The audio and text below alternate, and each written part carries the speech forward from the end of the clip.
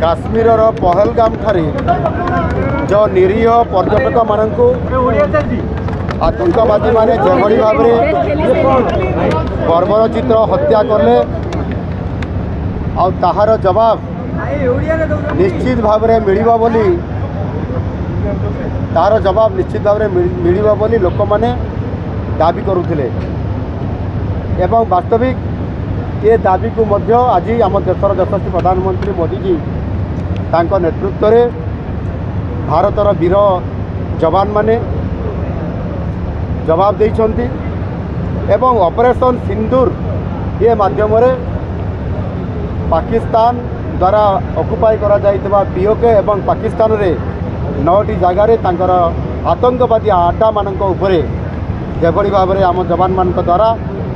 उभय स्थल बाहिनी आकाश बाहिनी और नौबाहिनी अधिकारी मान द्वारा जो ऑपरेशन सिंदूर है ताहा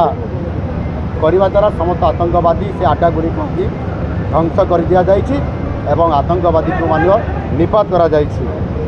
निश्चित भाव में यह बहुत बड़ा गोटे भारत पर ये विजयर यात्रा सारा विश्व आज जानिला भारतर शक्ति एवं भारत प्रति नाली आखि देखेले ताहार परिणाम कौन हम। सिंदूर हूँ आम परंपरा त्याग और संकल्पर प्रतीक जो पहलगाम रे जो घटना घटीला से जो आमर निरीह पर्यटक मान हत्या करा जाइतिला एवं तांकर स्त्री माने जो विधवा होते एवं जो सिंदूर कथा ये आसला निश्चित भाव में ऑपरेशन सिंदूर आज सफल होइछि एवं आगामी दिन में निश्चित भाव में किभली भाव में आपंकर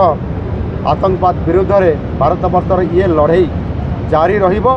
शून्य सहनशीलता नीति अवलंबन करी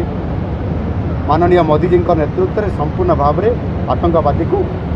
विश्व में मूलपोच कर नेतृत्व नेब भारत।